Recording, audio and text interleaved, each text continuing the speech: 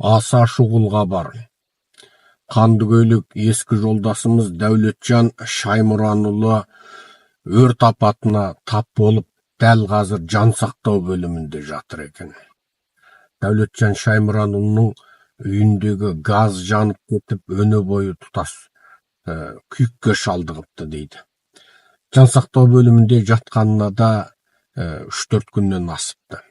Сонымен бұл хабарды ғалым Рақыжаннан ести сала, бірден ата жұрттың жетекші топ мүшелеріне Дәукеңнің үйіне барып жағдайын білуге тапсырма бердім. Жағдай шынында қиын екен. Күніне 500 мың теңгеден 600 мың теңгеге дейін дәрі-дәрмегіне кетіп жүр. Қысқасы, жағдай өте ауыр адам. Жасы 60-тан асқан адам, ата жұрттан пенсияға шыққан адам. Қытайдағы қазақтың басына ең ауыр күн туған кезде бүкіл осы Іле Алтай, Тарбағатай, Санжы, Баркөл Моридың қазағын ұйымдастырушы, ауыл-ауылдың қазағын, аудан-ауданның қазағын ұйымдастырып, конференцияларға жиыстырушы, ұйымдастырушы Қормал ағамыз еді. Қазір басына осындай тұтқиыл шұғыл шаруа туыпты. Жанымыз ауырып отыр, жүрегіміз ауырып отыр. Ол кісінің шаруасы да қоңыр ғана шаруа еді. Асып тасқан байлығы да жоқ, қарапайым тіршіліктің иесі болады ғой.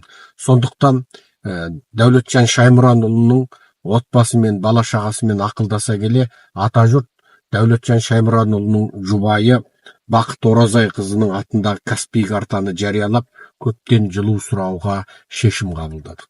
Бұл ол кісінің отбасы мүшелерінің рұқсатымен болған.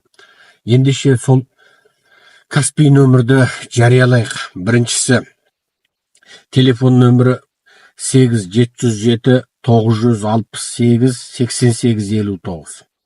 Бақыт Оразай қызының Каспий картасы 4400 4303 1228 96 78.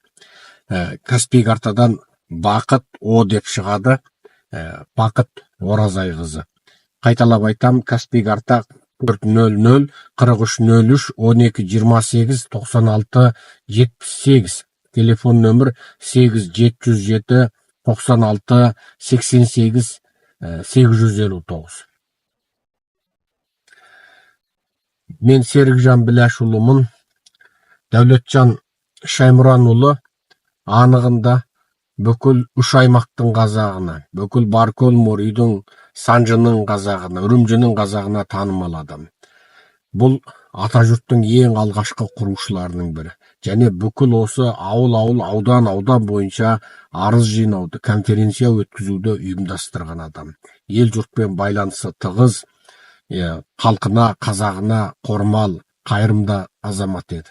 Дәл қазір міне бәлен күннен бері жан сақтау бөлімінде тағдыры қылдың үстінде жатыр. Хабарды ести сала, міне 1 сағаттың ішінде осындай шешім қабылдап отырмыз. Біз кештеу естіп қалдық, бірақ ештен кеш жақсы. Сіз де көмектесіп, Асыл ағамыздың, Алтын ағамыздың жанына араша болыңыз.